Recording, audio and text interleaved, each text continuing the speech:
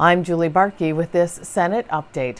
The budget impasse is one significant step closer to resolution. On Monday, the governor and House GOP leaders announced they do agree on an education funding level, settling on $525 million in additional dollars. In separate news conferences, it became clear that the devil on a final agreement remains in the details.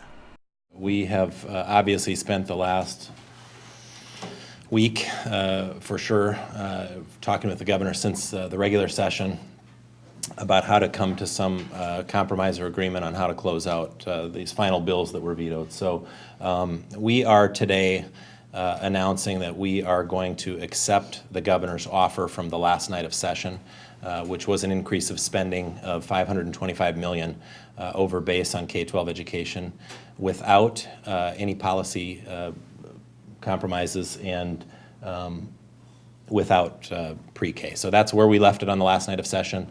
We were still apart at that time, as you remember, and was reported in the media. So we are accepting that offer of his from the last night of session. We still do have some outstanding issues on a couple of the other bills. We think those are minor. In fact, we have a meeting this afternoon to work out those differences on some of those other bills, and that should get us wrapped up. So my hope is that we can get this wrapped up fairly quickly, and we can provide folks who, frankly, are going to be getting layoff notices within the hour. We can provide them with some certainty that they will have a job on July 1st, and we think that that's very important as well. So we are announcing that we're accepting the governor's offer from the last night of session. In the veto letter on the environment bill, there were 9 specific objections. Where are you on that? I think that right now we were at the point where I think there was maybe 3 left, and we were working out language on those 3 points, and that's what the staff is going to go into a room this afternoon and kind of dig into a little deeper with everybody kind of all in the same room so we can just work through the differences. But I think we're fairly close on those. We've made some concessions. I think the governor is making some concessions. So I don't believe that those other bills, either the environment or the jobs bill, will hold up anything at this point. I think we're getting to the point where you know, it was really just language. We had conversations about the concepts in those bills and the concepts in the points that the governor had delineated in his not in the veto letter, but in his offer letter that came back to us, things he wanted fixed in those bills. And in general, we agreed on the concept of those bullet points, so I think right now we're just looking for language that executes the concepts that we had agreed upon.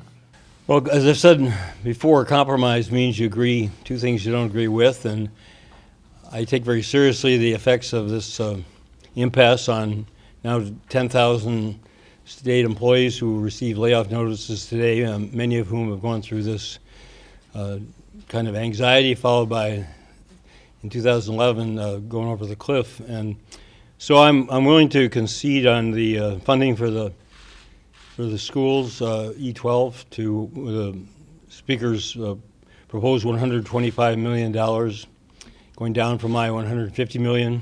As I think his own chart showed pretty clearly earlier today, they started at $159 million, and now they're up to $525 million of additional funding. And I've come down from close to $700 million down to $525 million. I had hoped to get them up to $150 million additional, $550 million total, and they just have absolutely refused. And you know, it's kind of hard for me to comprehend why people object to spending more money on young children.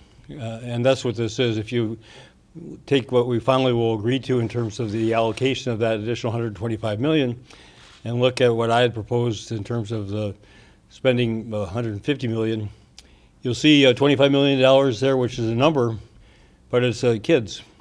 It's kids who will not receive services that they would have otherwise. And again, we'll have to work out what the details of that are, but it's going to be kids who will not receive the quality educational opportunities. And why do we have to debate about that with over $1 billion on the bottom line?